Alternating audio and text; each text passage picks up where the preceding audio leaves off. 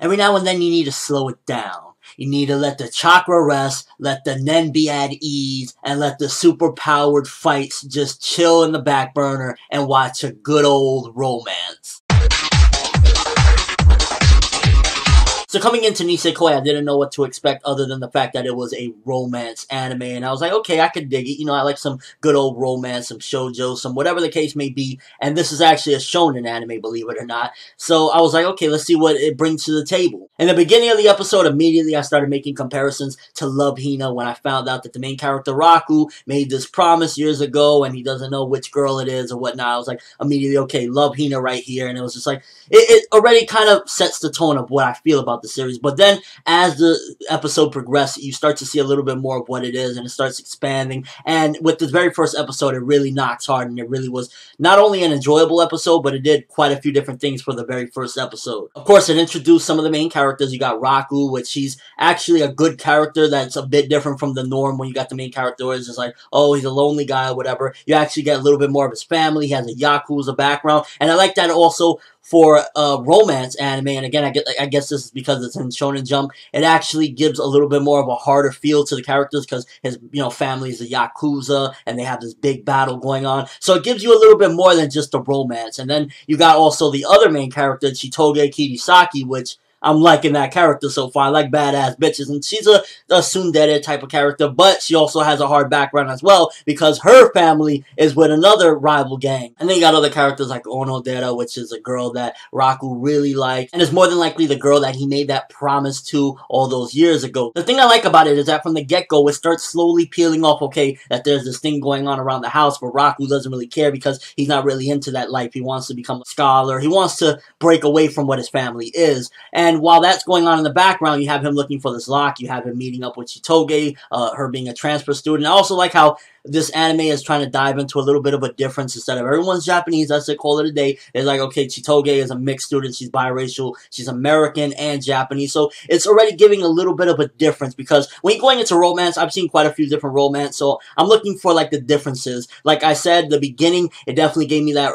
Love Hina feel. And by the way, Love Hina is a harem, but it also has romance elements to it as well. And so that's one of the things that is like, I guess, okay, a similar element is something a bit of the norm. And also it has that cliche, but this time instead of the dude running with the toast in his mouth, it's Chitoge running with the toast in his mouth. So it has some of the typical things that you would see. It has a couple of different cliches in there, but that didn't stop it from actually being a bit of a difference from other romances. Because while everything is playing on the front, the Love Hina aspect with, looking for that lock or whatever, you got Chitoge and Raku kind of getting to know each other, not really feeling each other. You have in the background the whole thing with the two rival gangs, and it's kind of connecting everything together because it's both of those families, the reason why Chitoge came in, and I just really thought that that was a very smart way to do it, to combine everything, kind of connect all the dots between the families, why Chitoge is there, and it was just really an intelligent first episode as far as the way they structured it to put everything together. And my first impression of Nisekoi right now is that it looks like a very interesting and bit of a breakaway from the norm for romance shonen, because I thought it was going to be shoujo, but it's actually shonen because it's in Shonen Jump.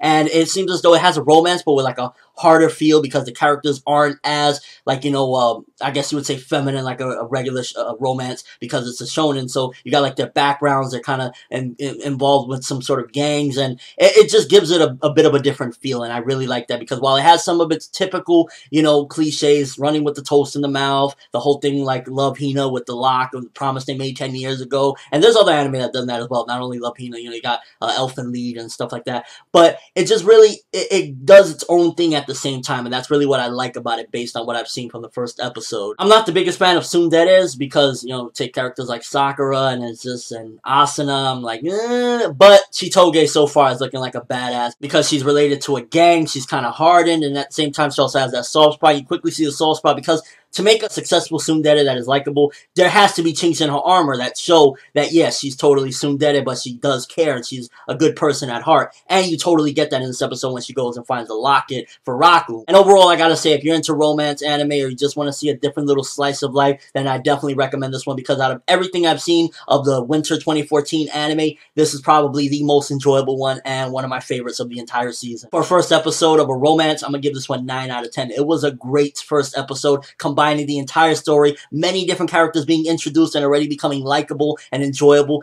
Has some of those cliches, which is what stops it from being like, oh my god, this was a, perfect. It has, the toast and the promise and, typical stuff, but at the same time, it does its own thing. If you've seen Nisekoi episode 1, what do you think? If you're a manga reader, do you think that it gets better from here on out? This is just going to be first impressions. I'm not going to review this weekly. Also, just if you haven't seen it, will you check it out? Will you give a romance a try? Because it's awesome to see battle series and fights and all that good stuff, but at the same time, it's good once in a while to just chill back and watch a romance. And at the same time, it also has a little bit of intense flair to it as well, so you're not totally just submissing yourself to, like, romance heaven. It's actually a bit of a nice little combination. Again, Shonen Jump, they doing a good job with this romance. And I quickly got to comment on the animation because they did a phenomenal job. The fluidity, the art style, everything about the animation in this episode 1 was brilliant. But that's all I have for this first impression. Thanks for watching. Hope you enjoyed. Thumbs up for some Nisekoi because we are about to take place in some false love. I'm ForneverWorld, and as always, people, have an awesome day.